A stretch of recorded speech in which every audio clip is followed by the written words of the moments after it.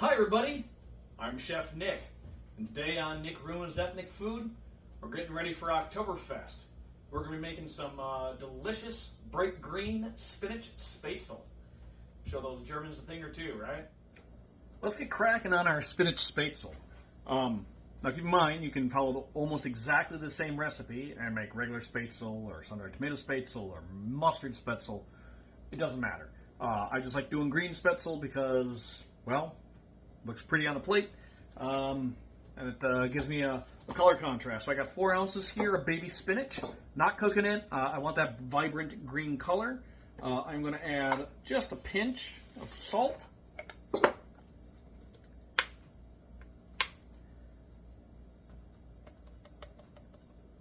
then just a pinch of nutmeg. You can use fresh nutmeg, that's fine. All right, so what we're going to do first is we are going to puree this with 6 ounces of milk.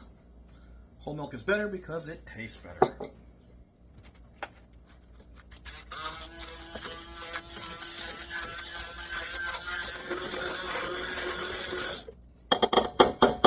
All right, now we got our beautiful green liquid. We are done with the immersion blender. We don't want to be using that with the flour and the eggs. It'll break down the eggs too much, and it'll turn the flour into glue. Beautiful green liquid. Got our spatula in there. I'm going to use 4 eggs. That's going to provide us our protein. It's going to give us a lot of our structure. And then I'm just going to add about a half cup of all-purpose flour at a time.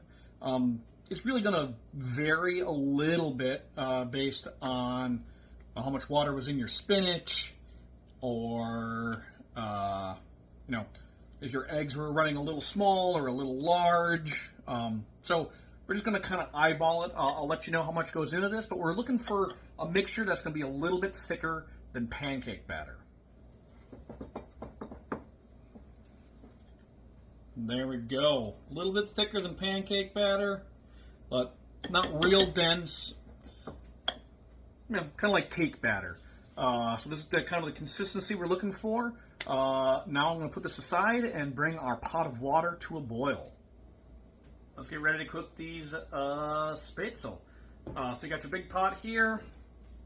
We always salt our water when we're making noodles. And then the other special pieces of equipment you'll need a strainer or a spider to get our noodles out of that. Once they'll cook until they float, and then they come out and they go into an ice bath. I'll show you a little trick on that.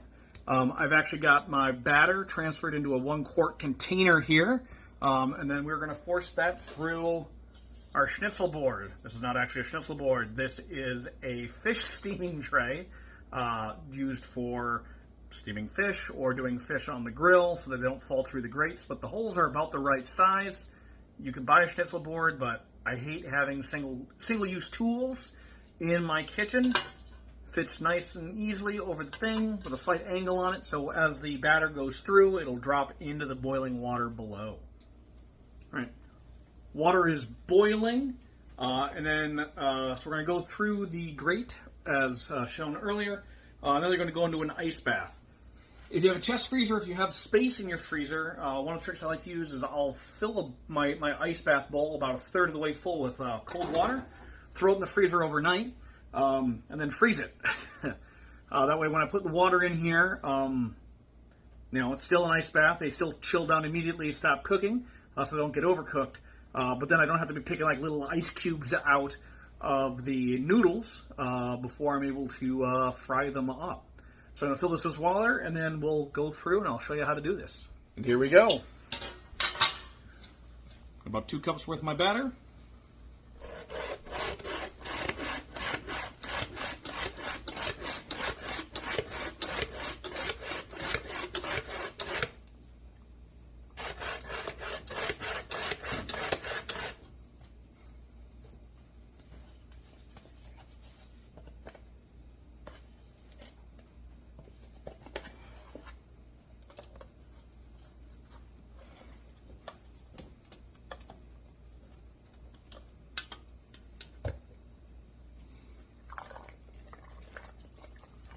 I'm just going to cook these until they're all floating, I start to see a little bit of bubbles around the outside. I want them fully cooked because I'm just going to be sauteing them in brown butter before we have dinner.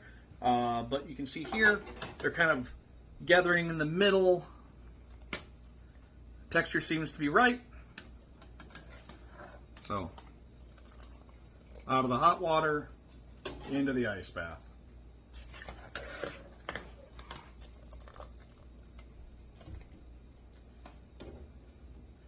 And then we do the same thing with the second half of the batter. Here we go. So I got my nonstick pan out. One of the few times I use it, this and eggs. Got some whole butter melting in here. That's going to be the base for our brown butter on the Spätzle. Here are my green spinach Spätzles hanging out in just a Tupperware container waiting for their turn. I want to get this butter melted first. And we'll give it a scoop. We'll get it we don't want it to be brown butter yet. We want it to start getting color, and then we add the noodles, and everything will finish together in the pan. Butter is melted. It's just starting to foam. For a single portion, I'm going to use about a generous half cup of noodles. That'll go right in there.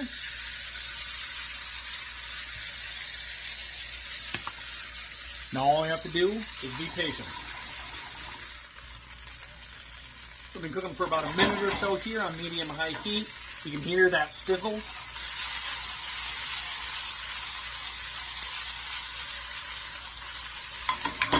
Starting to get some color, some golden brown and delicious on these noodles.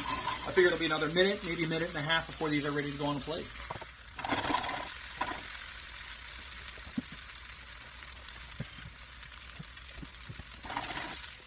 Okay, about another minute or so has gone by. You can see here, has some nice color on there, golden brown, delicious. We turn the heat off. Put those on a plate. And let those cool down for just a second. Let's see how this spinach Spätzle has turned out. You can see here we've got some good texture. We've got a bunch of different colors on there. Greens and browns as the butter has caramelized. I didn't really need to salt this. The water was salted. The dough itself was salted. I used whole butter.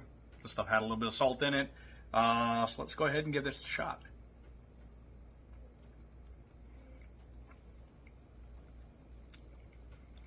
Certainly buttery.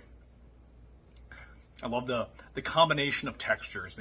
The crunch where we've got that caramelization, the chew, soft and pillowy but still chewy from working the dough.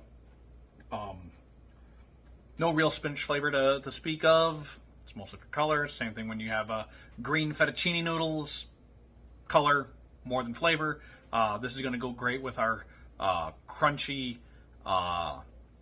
Spinach Schnitzel, and then it'll be a perfect complement for the soft, toothsome, but sweet red kraut that we have. So, there you go. Now you know how to make Spätzle. Hope you learned something, and hope you had a good time. We'll see you on the next one.